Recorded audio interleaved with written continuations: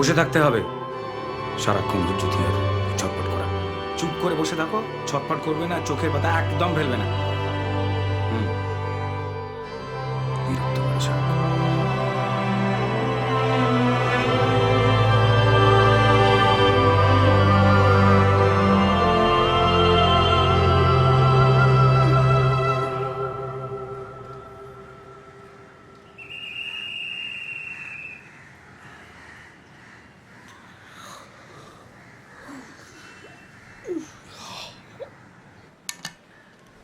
এই তোর কি হয়েছে বলতো? তুমি চা খাবে কাকা? দে।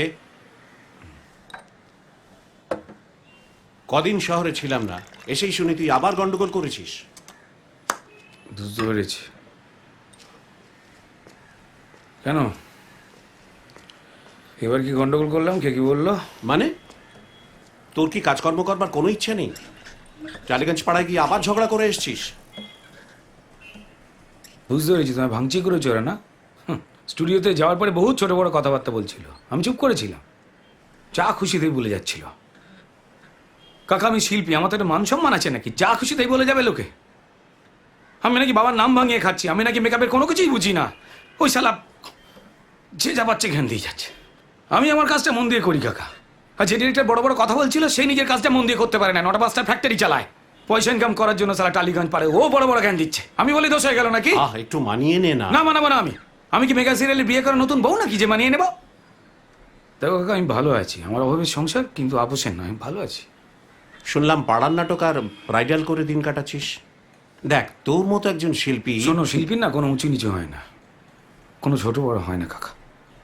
আমার পাড়ায় যে সাধারণ মেয়েটাকে আমি ওই ব্রাইডাল সাজিয়ে মাধুরী দীক্ষিতের মতো বানাই না বিয়ের দিনে, ওটা ন্যাশনাল অ্যাওয়ার্ডের থেকে কোনো অংশে কম নয় গো কাকা। অনেক ঝামেলার কাজ ওটা। আর তুই পাড়া নাটকের কথা বলছিলে না? বেশ করেছি পাড়া নাটকে মেকআপ করছি, ওদের থেকে অনেক অনেস্ট। এই পাড়া নাটকের লোকজন যে অনেস্টি নিয়ে থিয়েটারটা করে না, আমাদের টালিগঞ্জ পাড়ার ডিরেক্টর আর একগাদা ওই গামদা হিরোগুলো করতে গিয়ে হেগে ফেলবে, লজ্জা পাবে সালারা। বেশ করছি। তুই তাহলে এইরকমই থাকবি তাই তো? বিস্কুট খাবে?